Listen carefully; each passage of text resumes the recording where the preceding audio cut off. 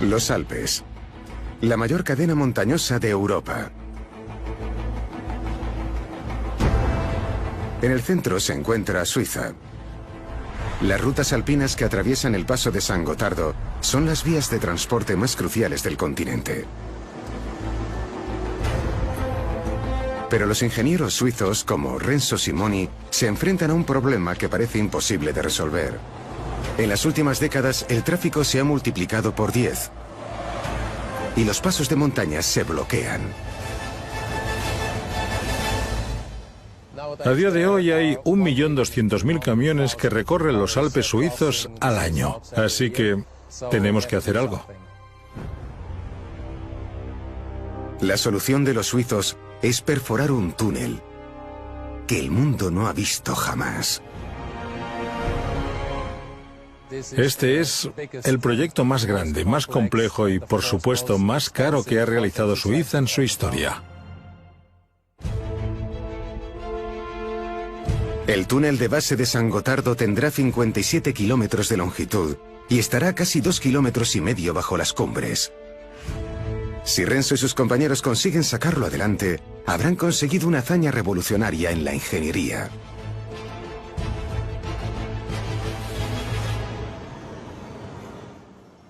Estamos construyendo el túnel ferroviario más largo del mundo. Tiene 57 kilómetros de longitud y batirá un récord mundial. Pero construir un túnel de esta escala no es para nada sencillo. Tenemos muchos problemas logísticos. Tenemos una sobrecarga de hasta 2.500 metros. Tenemos agua que se filtra en los túneles de vez en cuando. Tenemos el calor de la propia roca, que puede llegar a los 45 grados. Hay muchos desafíos.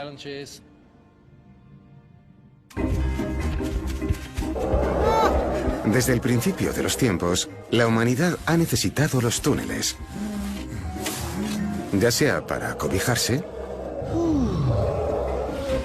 ¡Aquí hay oro! o para minar los recursos de la tierra. Los enemigos de los romanos utilizaban túneles para atacarlos. Pero hasta Aníbal tuvo que utilizar elefantes para abrirse camino por los Alpes.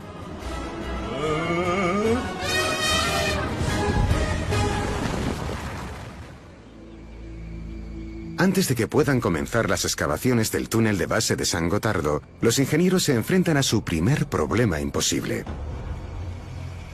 ¿Cómo podrán ver a través de la roca sólida para predecir los peligros mortales que podrían tener más adelante? Al excavar existen varios peligros. Podría haber una filtración de agua a gran presión. Entraría una gran cantidad de agua y sería un problema. O también que se derrumbe el fondo de un túnel y haya un desprendimiento de material. Dirk Kruger, de Amber Technologies, es un geofísico que se enfrenta a este desafío. En condiciones normales, excavamos prácticamente a ciegas porque nadie ha entrado antes y la situación en los Alpes es muy compleja. La geología puede cambiar de un metro para otro.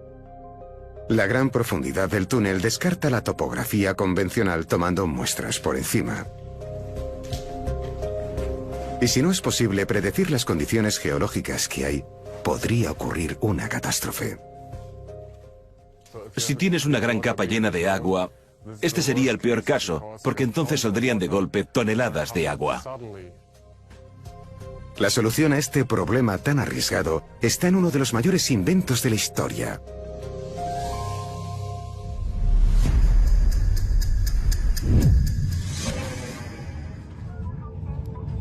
Japón es el país más activo sísmicamente de la Tierra, con unos 12.000 terremotos registrados cada año.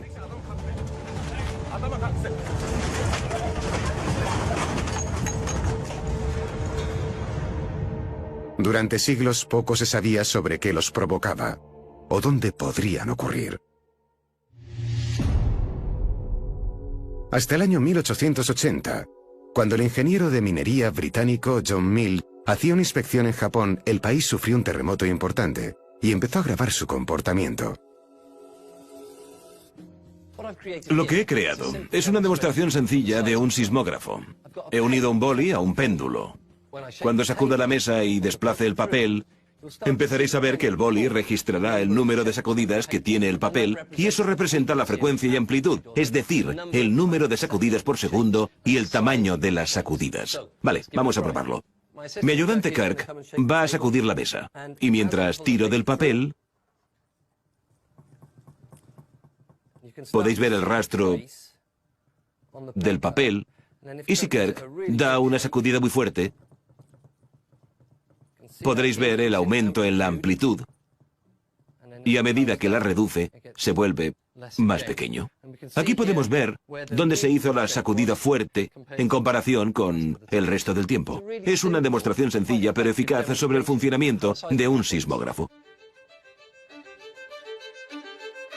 John Milne y un equipo de ingenieros utilizaron este concepto sencillo y lo desarrollaron, inventando los primeros sismógrafos continuos que podían detectar el epicentro de los terremotos de Japón.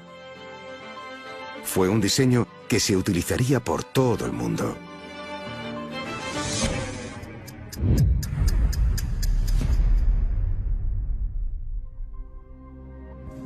Para poder ver a través de roca sólida, los ingenieros del túnel de San Gotardo han adaptado la innovación de Milne y han provocado sacudidas. Normalmente los sismógrafos controlan señales que recorren la Tierra. La diferencia aquí es que creamos una señal, un pequeño terremoto, que crea ondas que viajan a través de las rocas. En el Centro de Investigación de Túneles VSH Hagerbach están realizando experimentos de predicción sísmica para el proyecto de San Gotardo. Se colocan cargas explosivas en la pared de la roca. Cuando detonan, cada una libera una onda expansiva que se mide. Esta onda recorrerá la roca hasta que cambie algún estado en la misma. Si cambian los rasgos geológicos, las ondas se reflejarán de otra forma, dando una imagen de lo que hay más adelante. ¡Detonación! Allá donde aparezcan estas líneas, habrá una zona en la que tendremos cambios en el estado de la roca. En el agua viajan bastante lento y en el aire más lento. Con este sistema podremos mejorar bastante el progreso de la excavación. La construcción del proyecto subterráneo más ambicioso de la historia comenzó en 1996. La ruta consiste en 2 túneles y para reducir el tiempo de construcción, la obra se ha iniciado desde 4 lugares a la vez. Y el objetivo final es que los túneles se unan bajo tierra.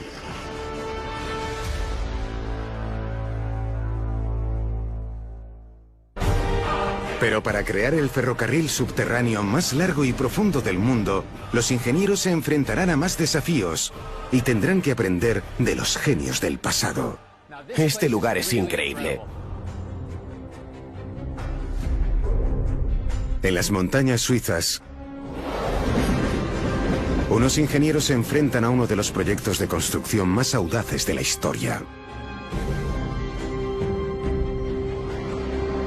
Un túnel ferroviario de 57 kilómetros que recorre los Alpes. Será el túnel más largo y profundo de la historia.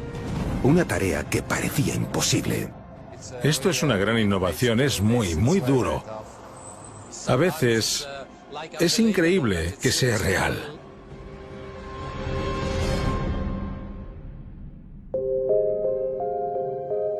Renzo Simoni es un miembro del equipo que debe convertir este sueño en realidad. Pero se enfrentan a varias pruebas de ingeniería monumentales. Es el túnel más largo que se ha hecho. Por supuesto, tenemos que atravesar zonas geológicas muy diferentes. ¿Cómo se puede excavar un túnel tan largo sin tardar siglos? Es un desafío que sería imposible sin los mayores genios de la ingeniería.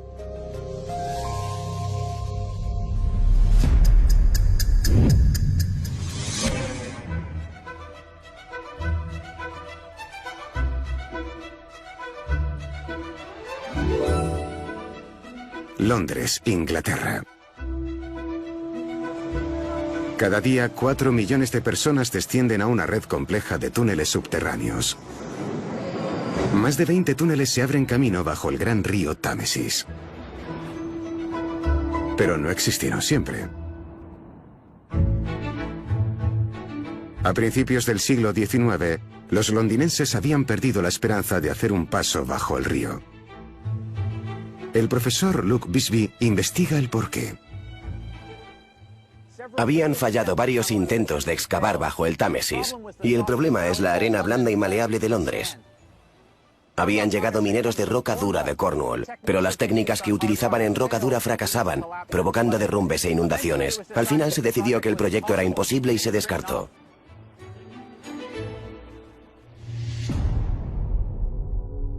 Pero el ingeniero anglo-francés Marc Brunel, padre de Isambard Kingdom Brunel, tuvo una inspiración. Cuando estuvo en la marina, Brunel había observado unos túneles perfectos que dejaban unos moluscos llamados bromas al horadar la madera.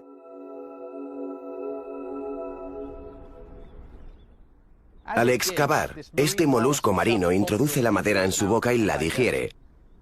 Su cabeza bivalva y su caparazón ayudan a que la criatura se sujete al recorrer la madera. Luego excreta la madera en un residuo duro y frágil que rodea el espacio de atrás, creando una estructura similar a un túnel. Lo importante es no sacar toda la arena del tubo. Entonces el molusco utiliza sus patas traseras para agarrarse al lateral del túnel y empujarse hacia adelante, hacia el espacio que ha creado. Repite el proceso hasta encontrar una luz al final del túnel. Y este es el proceso que Brunel pretendía emular.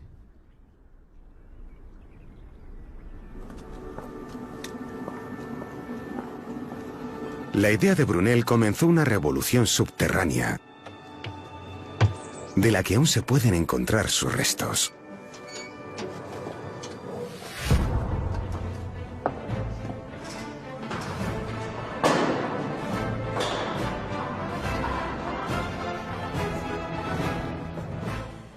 Este lugar es increíble. Es asombroso. Cruzando una puertecilla de la calle, bajando por un andamio que se tambalea y nos encontramos con este espacio parecido a una catedral. Desde este pozo de acceso, Brunel hizo el primer túnel que pasó bajo el Támesis, utilizando el equivalente de la ingeniería de una broma de barco.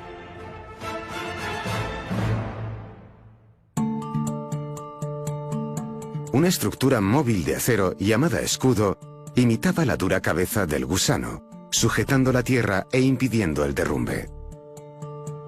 Los mineros trabajaban en compartimentos individuales, excavando solo 10 centímetros antes de que toda la tuneladora fuera empujada hacia adelante con gatos mecánicos.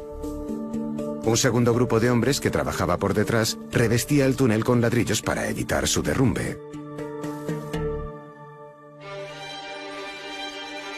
El túnel del Támesis de Brunel se completó en 1843 y se le consideró la octava maravilla del mundo, recibiendo a casi 50.000 visitantes el día de su inauguración. Hoy forma parte de la red de trenes de Londres y todo comenzó en esta cámara oculta. La mayoría no tienen idea de que está aquí, pero la importancia que tiene para la ingeniería de túneles en concreto, no da pie a exageraciones.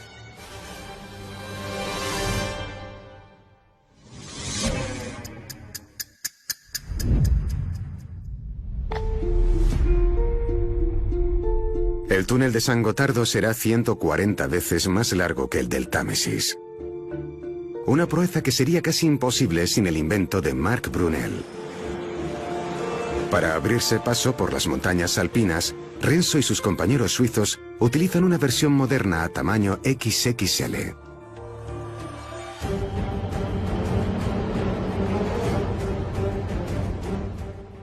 Estas máquinas son muy impresionantes. Imagínese que toda la máquina tiene 400 metros de largo. Tiene casi la misma longitud que el túnel del Támesis y pesa 300 toneladas. Estas máquinas tuneladoras son uno de los vehículos de tierra más grandes del mundo. Son tan grandes que se envían por piezas y se montan dentro de la obra.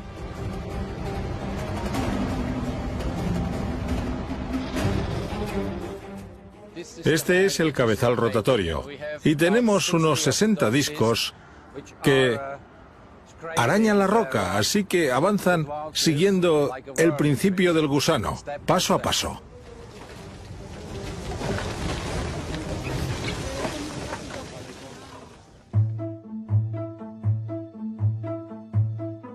El cabezal gira rompiendo trozos de la roca. Cada disco genera una fuerza de 32 toneladas. La roca excavada se envía hacia atrás con una cinta transportadora. Entonces, la tuneladora se empuja hacia adelante con brazos hidráulicos. Hace 20 o 30 años no sería ni imaginable. Estos moluscos mecánicos pueden triturar 40 metros de roca al día.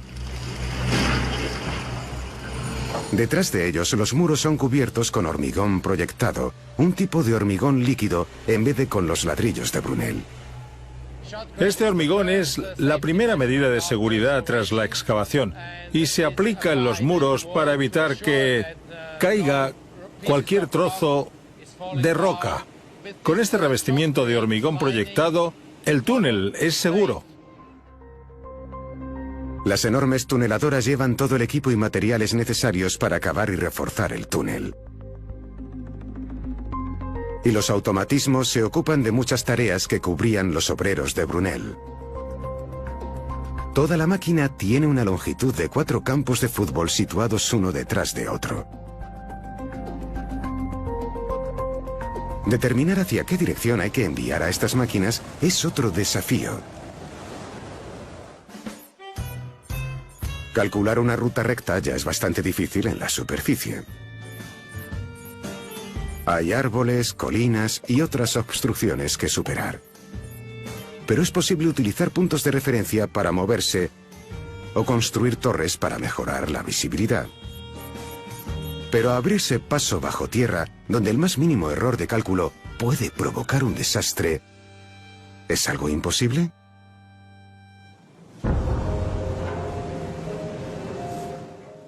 Hacer que las tuneladoras se junten en el punto medio es un desafío muy serio porque las distancias son muy largas.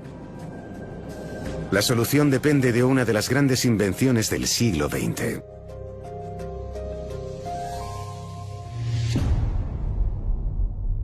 En 1960, el estadounidense Theodore Maiman construyó el primer láser del mundo, a partir de materiales básicos que compraba por correo. Al colocar un rubí pequeño dentro de un flash de fotografía, pudo alterar átomos para que emitieran partículas luminosas llamadas fotones. Su creación cambiaría el mundo, permitiendo tomar medidas con gran precisión a lo largo de grandes distancias. Menos de una década después del prototipo de Maiman, se lanzaron láseres desde reflectores a la superficie de la Luna para que la misión Apolo 11 pudiera calcular con precisión su distancia respecto a la Tierra por primera vez.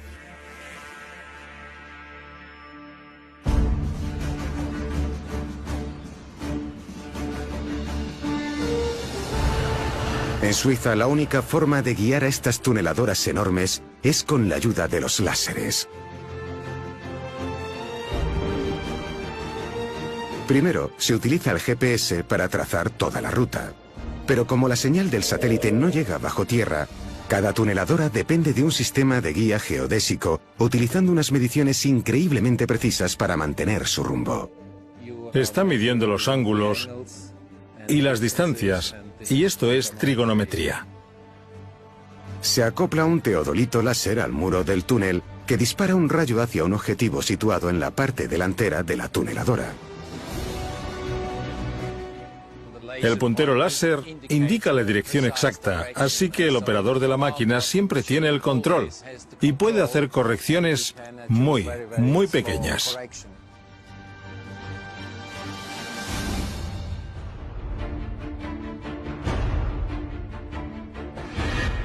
En Suiza, unos ingenieros se enfrentan a uno de los proyectos de construcción más audaces de la historia.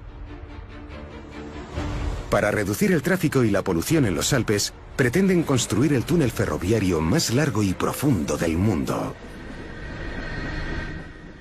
Para Suiza es muy importante reducir el tráfico de los camiones que cruzan los Alpes. El túnel de base de San Gotardo abrirá una ruta de 57 kilómetros, pero no sobre los Alpes, sino por debajo. Con nuestro proyecto de túnel vamos a unir más el norte y el sur de Europa. Las guías de topografía más modernas guían a las máquinas tuneladoras por debajo de las laderas. Pero excavar un túnel más profundo que cualquier otro hace que Renzo Simoni y su equipo de ingenieros se enfrenten a otro desafío aparentemente imposible. Uno que no pueden resolver las tuneladoras. Solo se puede utilizar una máquina tuneladora en el caso de tener roca dura. Una roca que aguante la presión. Si la máquina tiene presión, dejaría de funcionar y sería un problema. Solo se puede utilizar esta máquina con rocas en muy buen estado. La presión se da cuando se combina la presión de las montañas con rocas más débiles.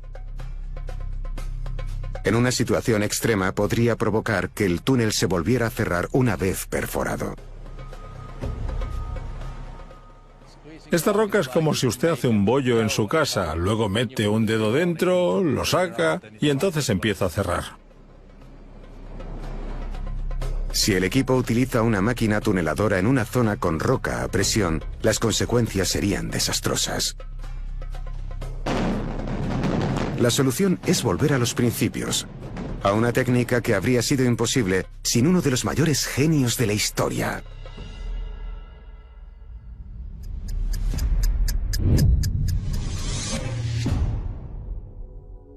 En 1867, el experto en explosivos suizo Alfred Nobel, que estaba investigando la nitroglicerina tras la muerte de su hermano en un accidente, consiguió estabilizarla y crear un explosivo que cambiaría al mundo.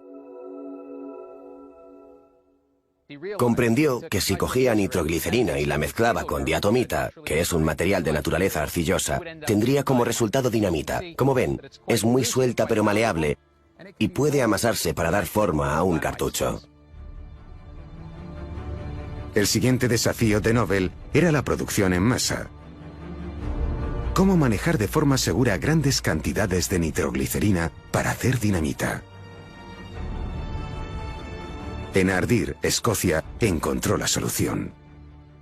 A Nobel le gustaba esta zona porque estaba aislada. Además, el suelo arenoso le permitía dar forma al entorno que rodeaba a su fábrica para proteger a los operarios de cualquier explosión. También le permitía hacer montículos como los que nos rodean y encima de ellos puso sus cabañas de producción de nitroglicerina. En cada cabaña de nitroglicerina, una persona tenía la tarea de controlar la temperatura y otra se encargaba de mezclar, sentada en un taburete de una pata, para asegurarse de que estaba concentrado. Por su sensibilidad a la temperatura y la fricción, la nitroglicerina no podía ser bombeada de forma segura, así que dejaron caer un chorro desde las cabañas a la fábrica, y la gravedad hacía el resto. Una vez que llegaba a la fábrica, se mezclaba con la arcilla absorbente antes de que se amasara en cartuchos de dinamita. Nobel creó un producto que era tan estable que podía caerse al suelo o incluso ser lanzado al fuego sin que explotara.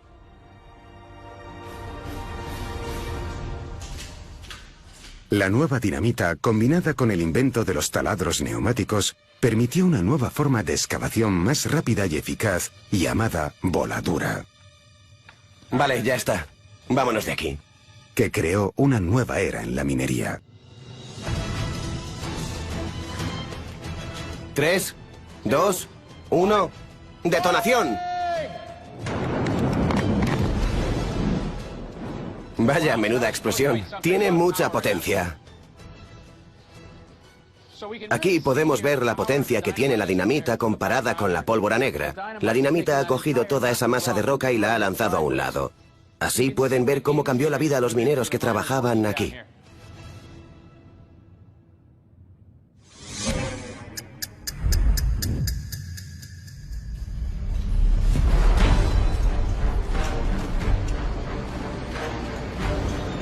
Cuando los ingenieros del túnel de base de San Gotardo se encuentran con zonas de roca a presión, vuelven al método tradicional de las voladuras que se inventó en el siglo XIX. pero le dan a esta técnica una vuelta de tuerca del siglo XXI. Unas máquinas de perforación especiales de 60 toneladas, conocidas como jumbos, hacen que el trabajo se haga más rápido que nunca. Son muy rápidos, solo necesitan unas horas para taladrar los agujeros necesarios. Cada brazo de 3 metros de largo tiene un taladro electrohidráulico muy potente que hace los agujeros para los explosivos. Mientras un brazo perfora, el operador coloca otro que está listo para perforar el siguiente agujero. El jumbo de perforación puede hacer varios agujeros a la vez. En su día solo se podía hacer uno y lo hacía una persona. La productividad de este jumbo es más alta. A diferencia de la dinamita, los explosivos modernos de emulsión solo se activan cuando se mezclan en la pared de la roca, por lo que son más seguros que las voladuras tradicionales. Y este camión, aunque lleva explosivos, no es peligroso porque para detonarlos hacen falta 2 compuestos. En este camión solo hay un compuesto. Cada detonación necesita 8 horas de preparación, por lo que las voladuras son más lentas. Pero sin ellas, sería imposible construir este túnel. La tuneladora es más rápida si la roca es buena, pero si la roca no es tan buena, avanzamos gracias a este sistema. Si no se puede hacer con una voladura, no se puede hacer de ninguna manera. 2, 1, ¡ya!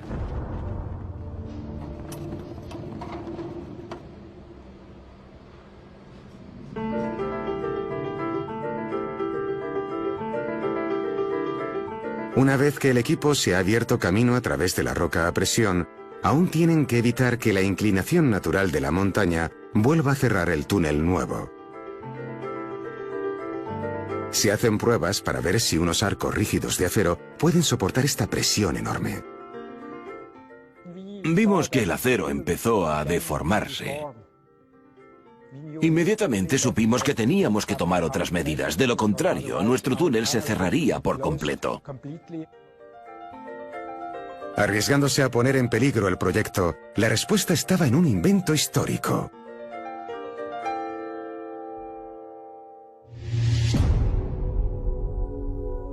En 1932, los ingenieros Heinrich Toussaint y Egmont Heichmann revolucionaron la industria del carbón alemán cuando inventaron el soporte de arcos de acero flexibles TH.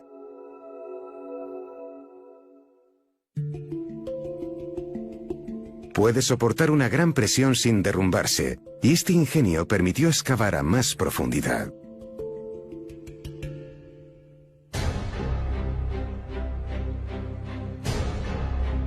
A diferencia de un arco de acero rígido, su diseño con anillos concéntricos y articulados cambia de forma para acomodarse a la presión de la roca en vez de resistirla por completo. No es el acero el que es deformable. Son las juntas del acero. Todas las juntas pueden moverse entre sí entre 50 y 60 centímetros sin derrumbarse. La solución es excavar un túnel con una circunferencia mayor de la que se necesita. Los anillos flexibles permiten el movimiento justo para impedir que los cimientos se derrumben, mientras resisten la roca a presión hasta tal punto que impiden que cierre el túnel por completo. Este ingenio sencillo que inspira el pasado resuelve un problema aparentemente imposible que, de lo contrario, convertiría el túnel en un fracaso histórico. Sin este tipo de arcos de acero en la zona de presión, no seríamos capaces de construirlo.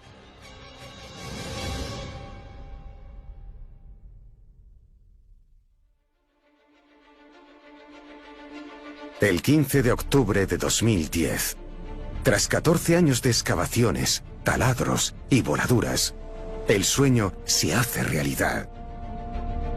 Una tuneladora atraviesa los últimos metros de roca y las dos mitades del túnel se unen por primera vez.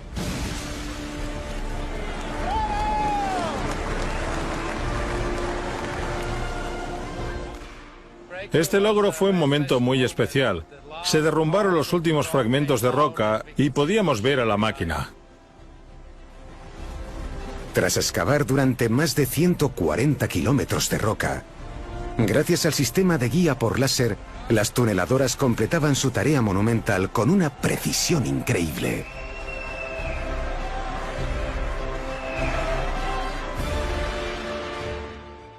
Al final obtuvimos una diferencia de esto, 1 centímetro en vertical y 8 centímetros en horizontal.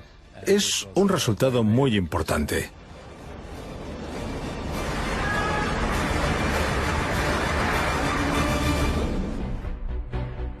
El túnel de base de San Gotardo, cuya apertura está prevista para 2016, es una hazaña de la ingeniería subterránea.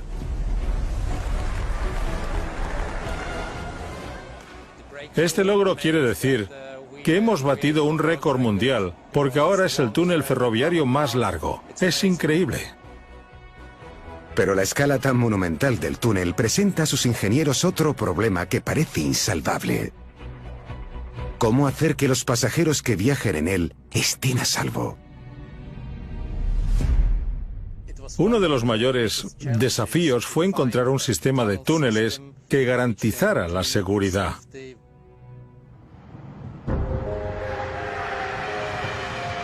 Con una gran cantidad de pasajeros y cargas viajando a alta velocidad por un espacio reducido, bajo 2,5 kilómetros de roca sólida, un accidente podría ser catastrófico.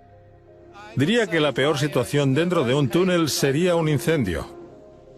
Renzo y su equipo tienen en mente el recuerdo de uno de los peores desastres de carretera de Europa y que ocurrió en otro túnel alpino.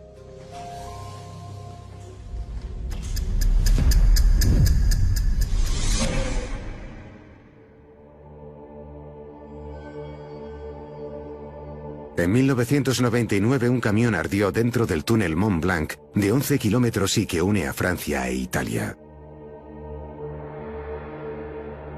El túnel se llenó rápidamente de gases tóxicos y más de 30 vehículos fueron pasto de las llamas en un incendio que duró 2 días.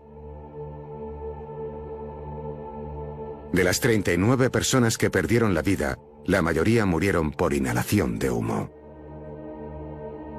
Para hacer que el túnel de base de San Gotardo sea de los más seguros que existen, sus ingenieros se han inspirado en los inventos del pasado.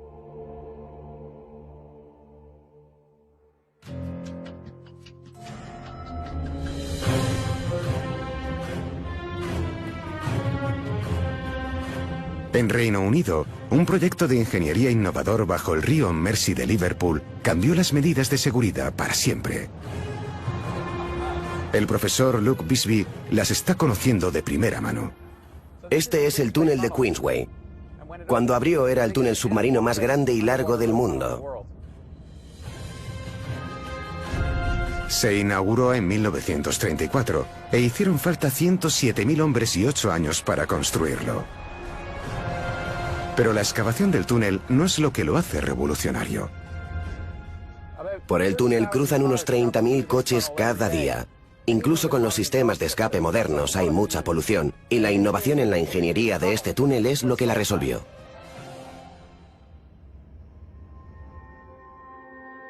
A principios del siglo XX, aunque era posible construir túneles de carretera más largos, los ingenieros tenían que enfrentarse a los humos tóxicos que liberaban los coches. En 1930, la decisión de no instalar un sistema de ventilación hasta después de inaugurar el túnel de la Libertad de Pittsburgh hizo que sus motoristas se envenenaran por el monóxido de carbono. Para mantener a raya los humos tóxicos, los constructores del túnel Mersey acudieron al fisiólogo John Scott Haldane. Conocido por introducir canarios en las minas para advertir de los gases letales, Haldane hizo una serie de experimentos. Y esto es lo que se les ocurrió. El sistema de ventilación más grande del mundo, por increíble que parezca, sigue usándose a día de hoy.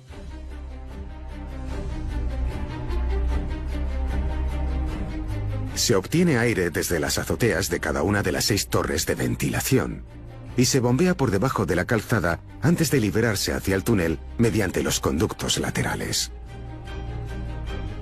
Y al mismo tiempo, unos ventiladores sacan los humos tóxicos por los agujeros de la azotea.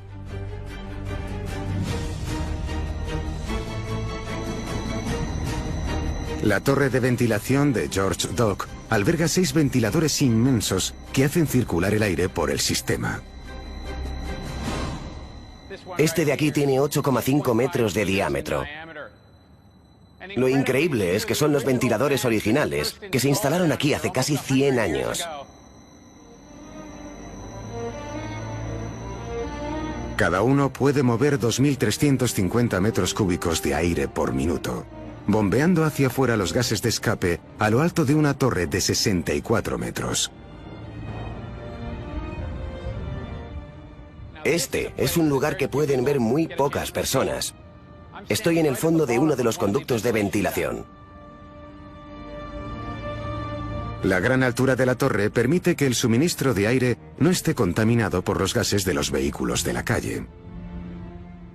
Se dice que el aire de aquí abajo es mucho más limpio que el que respiran los que andan por Liverpool.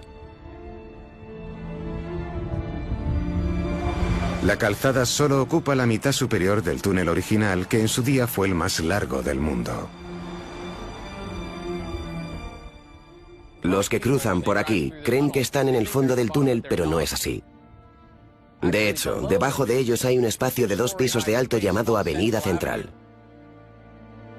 Fue diseñado para un tranvía que nunca se construyó, y ahora sirve como conducto principal de aire que envía el aire que saca la torre hacia la calzada superior. Es increíble pensar que hay un espacio como este por debajo de la calzada. Y debo decir que es una pasada. Con este sistema de ventilación revolucionario, el túnel de Queensway sirve de plantilla para todos los diseños posteriores de túneles.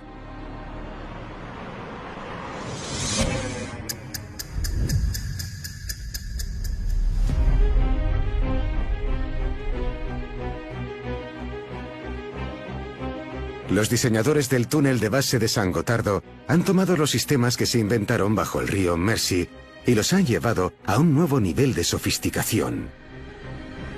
Por estos túneles pasarán trenes eléctricos, así que no tienen que preocuparse por los gases de escape.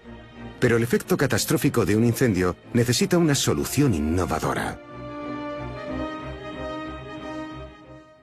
Lo primero sería que el tren abandonase el túnel. Si no fuese posible, lo segundo sería ir a la estación multifunción.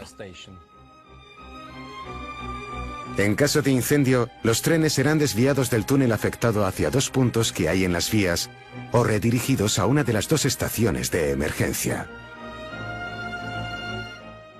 Las 2 estaciones multifunción son muy importantes para la seguridad de todo el sistema.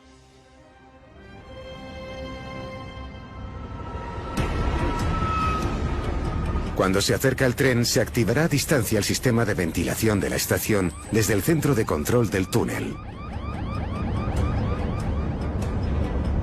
2 potentes extractores de 2,5 megavatios que hay sobre las vías sacarán los humos tóxicos del túnel, liberándolos a la superficie a través de un conducto de aire de 800 metros.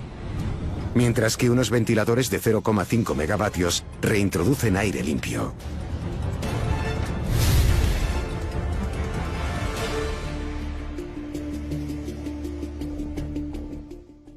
El sistema de ventilación puede introducir en el túnel 250 metros cúbicos de aire limpio por segundo. En cada uno de los portales del túnel hay 6 ventiladores de 40 kilovatios que aumentarán la presión del aire del túnel que no esté afectado, manteniéndolo libre de humos durante la evacuación. Quienes tengan que abandonar el tren pasarán por aquí mediante el pasillo de enlace e irán al otro túnel que no estará implicado en un accidente y esperarán a que llegue un tren de rescate. Este sistema es más seguro que todo el sistema ferroviario de Suiza. Si usted es un pasajero que utiliza este túnel, estará más seguro que fuera.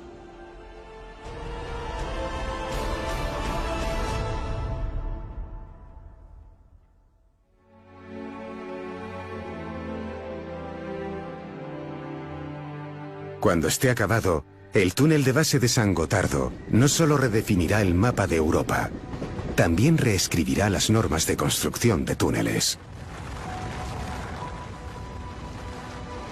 Es un testimonio de los hombres, del pasado y del presente, que han ayudado a diseñarlo y a construirlo. Este proyecto durará durante generaciones. Es el proyecto de una generación para más de una generación. Al utilizar las innovaciones del pasado, ¡Vaya! al adaptarlas, mejorarlas y al crear inventos revolucionarios, los ingenieros y diseñadores de este túnel tan increíble han conseguido que lo imposible sea posible. Hay generaciones de ingenieros que no podrían haber hecho esto. Tengo mucha suerte de haber pasado 20 años de mi vida profesional en este proyecto. Forma parte de mí.